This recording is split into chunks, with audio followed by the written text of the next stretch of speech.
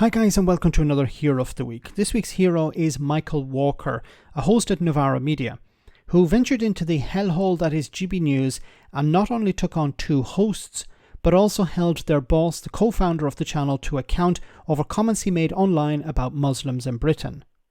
So they were covering a number of things together here. Suella Braverman's comments this week about how Islamists are running Britain, which was published in the Tory-friendly Telegraph, but also about the right to protest against the war in Gaza.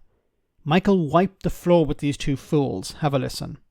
She's been banging this drum for months and months and months, and it's why she was sacked. Sure, so and I think it's a very bad drum to be banging, right? I have a problem with Islamist extremism. I also have a problem with far-right extremism, right?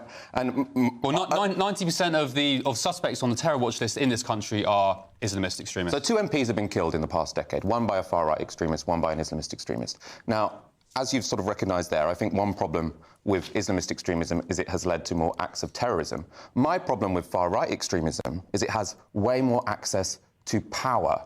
And I have to say, GB News, I think, is an example of this. So there was an exclusive yesterday, actually from Hope Not Hate, sort of showing what tweets that was a load of your owner had liked and retweeted. I think it probably is worth reading them out. Half those tweets, the majority of normal-thinking people in this country agree with. Let's test it. Let's see by the way, can I say something? Hope Not Hate as well. They call themselves an anti-extremist organisation. They are some of the most extreme far-left agitators and campaigners. Let's read the tweets. Let's read the tweets. So these are the ones that your co-owner liked. It is just a matter of time before civil war starts in Europe. The native European population is losing patience with fake refugee invaders. Now, I'm against violent extremism. Warning about a civil war. 7.5% of the British public are Muslims. You know, the vast majority of them, taxpayers, decent people. And he's liking a tweet about a civil war. Well, yeah, We've got another one here. Talking, he liked to tweet. These are not tweets that he has written. Pattern. I'll just read one more. OK. If we want European civilization to survive, we need to not just close the borders, but start mass expulsions immediately. We don't stand a chance unless we start that process very soon. Do you know what that tweet... Michael, do you know what that tweet was in response to? By the way, so Paul Marshall didn't write that. He just retweeted someone else. He didn't write it. He just retweeted it. If you retweet something, you're either retweeting it to criticise it, or you're retweeting it because you agree with it. Now, did he criticise it? It doesn't seem to be the case. He retweeted it with no extra commentary. He didn't say, look at how terrible this is. But let's continue. This one he retweeted. And do you know what that tweet was in response to? Do you know? It was in response to a video of some people in Africa. It was Ross Kemp interviewing people in Calais who didn't understand the concept of rape. He was trying to ask them, what happens if you rape a woman? And do you think that's an argument for mass expulsions of people who are already in this country? Of rapists, yes. There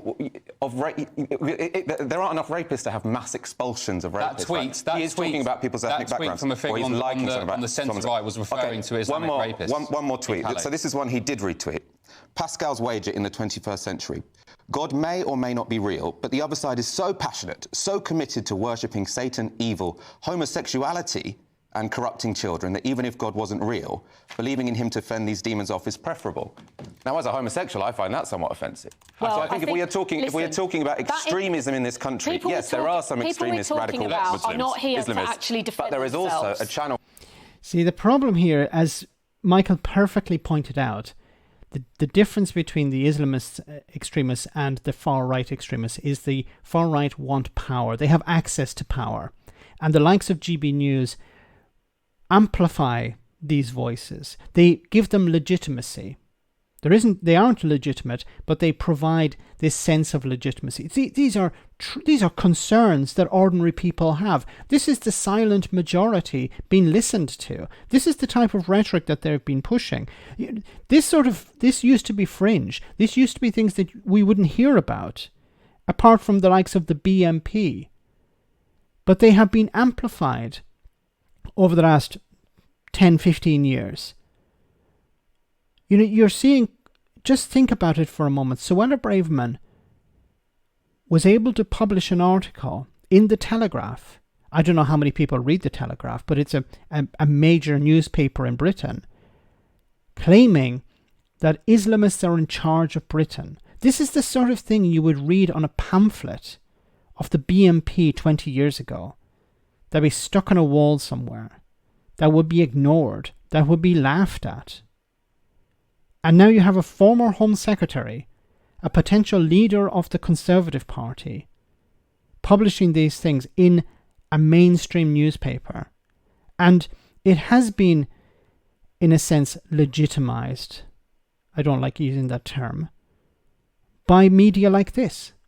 GB News talking about how these are real concerns people have. People are concerned about an invasion. People are concerned about boats crossing the channel. People are concerned about this, that, and the other. And of course, was later, I'll leave a link in the description of this video to the entire clip, and I do recommend watching it. You know, whenever immigrants do something positive, GB News and others will not point it out. It's about amplifying a small minority that is a problem, yes, but there's a small minority of a problem in all communities. But GB News and the far right and media like GB News are there to push a certain narrative. And if the co-owner or owner or whatever is retweeting this thing, he either, as I said, agrees with it or he's retweeting it to criticize it. Let me know in the comment section, guys, what you think. As always, your comments are greatly appreciated. And once again, well done to Michael Walker here for calling these people out and holding them to account.